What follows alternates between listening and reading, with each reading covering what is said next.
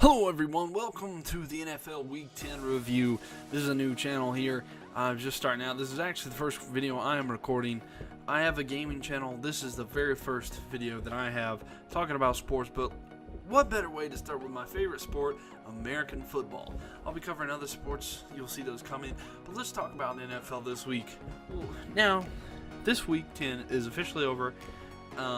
Just watched the Monday night game. Let's start out going back in a week review. We start with Thursday night. The Seahawks and the Cardinals. It looked like it was a pretty close game there till the end, and the Seahawks pull it off the win. Wilson threw 2 touchdown passes in the win in Arizona.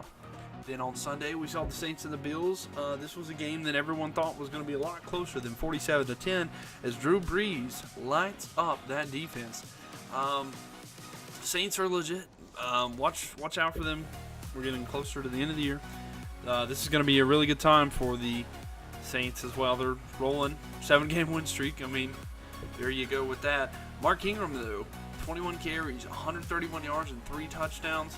Solid day running on the game there. That's the thing about football, too, is if you don't have a running game, they don't appreciate you, they don't respect you, and you can't pass as much. When you have to pass when you have to pass all the time, they don't respect your run, then you can't do anything. You have to make them respect your run. Anyway, next we have the Packers without Aaron Rodgers, as you may know, if you follow football at all. His collarbone was broken. He's out for the year, and they pulled off the win there against the Bears. Pretty solid win there. They're actually not doing too shabby, staying in the wild card hunt. But as they face better teams throughout the year, I'm worried that might be the end for the Packers. Next, we have the Browns and Lions. I thought they kept going back and forth until the fourth quarter. The Lions scored 14. Nothing at all scored from the Browns in the fourth quarter. And the Browns remain on their streak, 0-9. The season's over, basically. Looks like they're going to get the number 1 pick. I'll explain why in a second.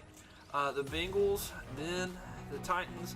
That one, I don't know. Both of these teams, the Titans are 6-3. Don't get me wrong, that's a pretty solid record right there, but they just haven't been elite, I guess you could say.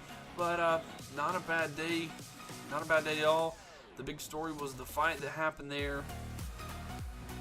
I apologize, that was a different week, but that was a big game there. Then we had there was the fight the previous week. AJ Green returned in that game. That's what I meant to say. I apologize. Then we had the Steelers and Colts. That one looked like it was going to be a cliffhanger there.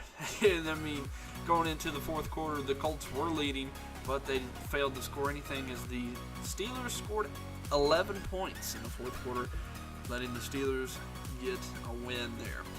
All right. Then we go to the Jets and the Buccaneers.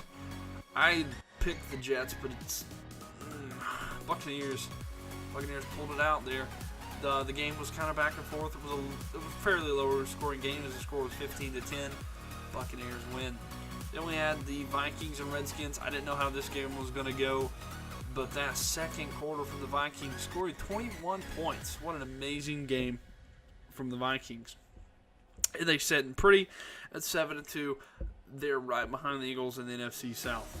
NFC period. Leading the NFC North.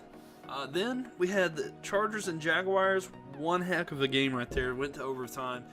Well, not necessarily a heck of a game, but in the sense that it went to overtime. They had that free money football, you know what I'm talking about there. But the Chargers pulled it off.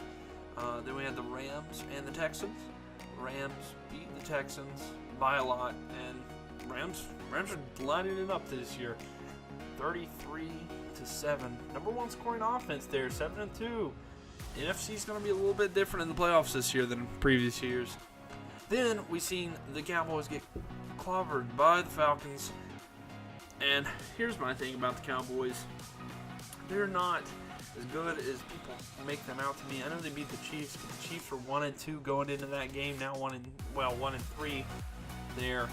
They haven't. I don't know. And I'll tell you what though, they need Ezekiel Elliott to win games apparently. And if he would have served his suspension, then they could have made a run at the end of the year. But no, probably not going to come back for the rest of the year, and well, the Cowboys can kiss the playoffs goodbye. Then we have the crappiest game of the week, the Giants and 49ers. Giants going in with only one win, 49ers 0, and the 49ers took it. They take the win. They won by 10 with the final score of 31-21, and the 49ers get their first win. Big day for them. Jimmy Garoppolo's there. I don't think he started. No, he did not. It was Beathard.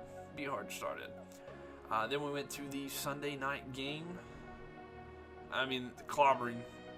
The Patriots won 41-16. They beat the Broncos, and I mean, Tom Brady, 266 yards, 3 touchdown passes. I mean, can't compete with that. And then the game that just ended, the Monday night game, the Carolina Panthers beating the Dolphins 45-21. It looks like Cam Newton's got his swag back. He had 254 yards, 4 passing touchdowns. 2 of them went to Devin Funchess for 92 yards. Everybody was worried about this team getting rid of Kelvin Benjamin there later in the year, number 1 receiver. Completely understand that. But no, it looks like Cam, he's done better in the past 2 weeks. We'll see if it's a fluke in the coming weeks to come. The Panthers are going on the bye week here. But there is your Week 10 review. Be looking forward for my picks for next week. I thank you all for watching this video, and I will talk to you all later.